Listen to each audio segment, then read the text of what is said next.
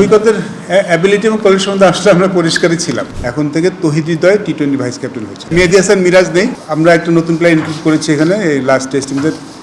তৌহিদ হৃদয়, Amit Hasan টি-20 series, আর একটা হচ্ছে আমাদের Zimbabwe test team.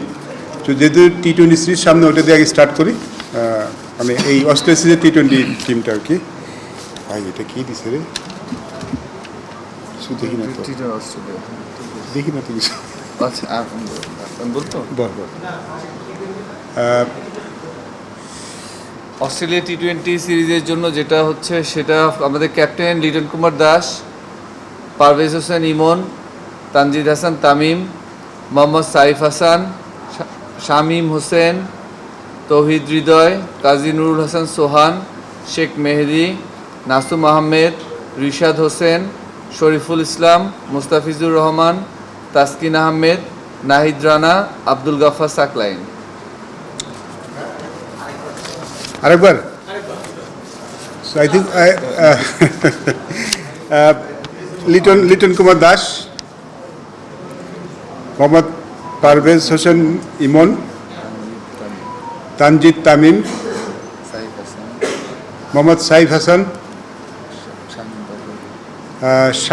Mohammad Shamim Hossain Patwari, Mohammad Towhid হৃদয়,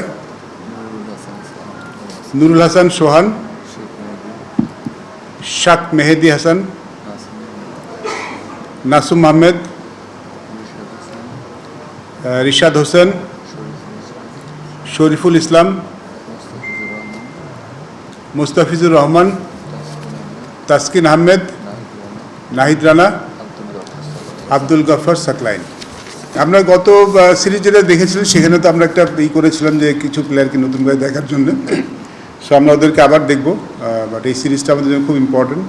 আর যেহেতু আমাদের ওয়ার্কলোড ম্যানেজমেন্ট একটা ব্যাপার যেটা আমরা ফলো করে আসছি, সেটারও কোনো ব্যাপার নেই।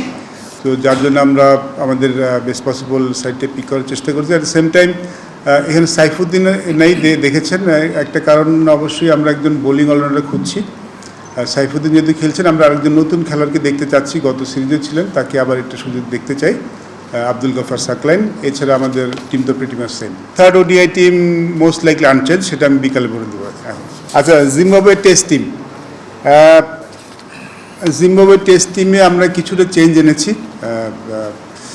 আপনারা জানেন যে যেহেতু আমাদের অনেক ব্যাক টু ব্যাক সিরিজ আছে, ওডিআই টি-20 অনেক ম্যাচ আছে, তো আমরা একটা জিনিস তো অবশ্যই আছে যে আমরা কিছু খেলার দেখতে চাই। অ্যাট দ্য সেম টাইম আমরা কিন্তু একটা জিনিস সবসময় বলি যে আমাদের ফার্স্ট প্রায়োরিটি কিন্তু ম্যাচ জেতা। সো সেটা আমরা যেন ওভারলুক কখনো না করি, সেই দিকটা আমাদের মধ্যে থাকে। তার মধ্যে যদি আমরা কিছু চেঞ্জ করতে চাই সেটা করি। আর ওয়ার্কলোড ম্যানেজমেন্ট একটা ব্যাপার থাকে, সেই জন্য আমরা কিছুটা চেঞ্জ এনেছি। আমাদের টেস্ট টিমে নিয়মিত যারা ফাস্ট বোলার আছেন তাদেরকে আমরা বিশ্রাম দিচ্ছি এই সিরিজে।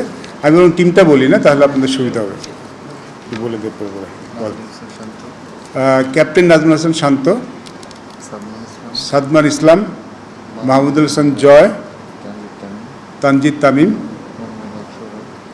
মমিনুল হক সৌরভ, মুশফিকুর রহিম, লিটন কুমার দাস, তাইজুল ইসলাম, নাইম হাসান, খালেদ আহমেদ, এবাদত হোসেন, হাসান মাহমুদ।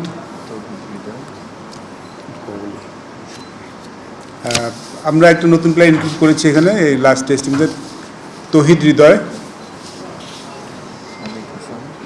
অমিত হাসান, আর একটা নতুন খেলোয়াড় আমরা যেটা বললাম যে এর মধ্যে আমি দেখতে চাই, তার মধ্যে একজন খেলোয়াড়কে আমরা দেখতে চাই, সেটা হচ্ছিল রবিউল হক, আমাদের পোটেনশিয়াল বোলিং অলরাউন্ডার। আপনারা জানেন যে আমরা একজন বোলিং অলরাউন্ডার খুঁজছি। তো এই সিরিজটাতে আমরা একটু যদি দেখার সুযোগ থাকে তাকে দেখে নিব। Rabiul Haque is been good from last BCL ফাইনালে খুব ভালো খেলেছে, লাস্ট 3-4 বছর ধরে ফার্স্ট ক্লাসে একজন পরীক্ষিত অলরাউন্ডার। তাকে আমরা একটু সুযোগ দিয়ে দেখতে চাই এই সিরিজটাতে, টেস্ট সিরিজে। বেসিক্যালি আমি যদি বলি যে 3-4টি চেঞ্জ বলি, আমি pretty much same. Najmul Hossain Shanto, Sadman Islam, Mahmudul Hasan Joy, Tanzid Tamim, Mominul Haque Sourav, Mushfiqur Rahim, Liton Das, Taijul Islam, Nayeem Hasan, Syed Khaled Ahmed, Ebadot Hossain Chowdhury, Hasan Mahmud, তৌহিদ হৃদয়, অমিত হাসান, রবিউল হক। আমরা এখানে একটা যে আমাদের মেহেদী হাসান মিরাজ নেই, আমি একটু ব্যাখ্যা করে দিই। মেহেদী হাসান মিরাজ নেই বিকজ যেহেতু আমাদের দলে একজন অস্পিনার আছেন নাইম হাসান, তিনি আসলে খেলার সুযোগ পান না।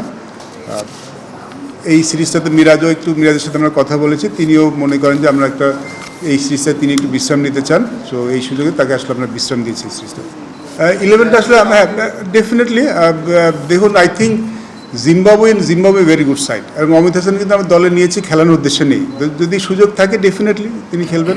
মোস্টলি সামনে টেস্টে খেলছেন এই জন্য, কারণ নাহিদ রানা আমার মনে হয় যে আমরা 3টা ফরম্যাটে খেলার জন্যই মানে ডিফিকাল্ট, তাকে মানে ভুলে যাওয়া কিংবা তাকে না রাখাটা আসলে খুব ডিফিকাল্ট। চ্যাম্পিয়ন বোলার, তাকে যখন আমরা কোনো ফরম্যাটে রাখি না, তার পিছনে মূল কারণ থেকে তার ওয়ার্কআউট ম্যানেজমেন্টটা। আই থিঙ্ক ও যে কোনো দলেই সে চলে আসে আমরা যখন তাকে চিন্তা করি 1 ডে ফরম্যাট, 3 ফরম্যাটে তিনি আসেন। আমরা যখন তাকে কোনো ফরম্যাটে নেই না, তার পিছনে একটা বড় কারণ থাকে তার ওয়ার্কআউট ম্যানেজমেন্টটা। যেহেতু নাহিদ রানা টেস্ট সিরিজে খেলছে না, সো আমাদের ওয়ার্কলোড ম্যানেজমেন্টটা তাকে সেখানেই করছে, তার সেই পরিপ্রেক্ষিতে তাকে আমরা সুযোগ পাচ্ছি খেলানোর। তো তিনি খেলছে, আমার মনে হয় যে আমরা একটা খেলার যখন বেস্ট ফর্মে থাকে, আনটিল আনলেস তার ওই ওয়ার্কলোড ম্যানেজমেন্টের ব্যাপার না থাকে, তার খেলা উচিত বলে আমি মনে করি। তৌহিদ হৃদয় সাদা বলে নিয়মিত খেলার, বাট তৌহিদ হৃদয়কে আমরা যে টাইপের ক্রিকেট খেলতে চাই, ডেফিনেট টেস্ট ম্যাচেও আপনি দেখেন রিসেন্টলি আমরা কিন্তু ডিফারেন্ট টাইপের খেলা খেলছি। আমার মনে হয় he can B a very good options.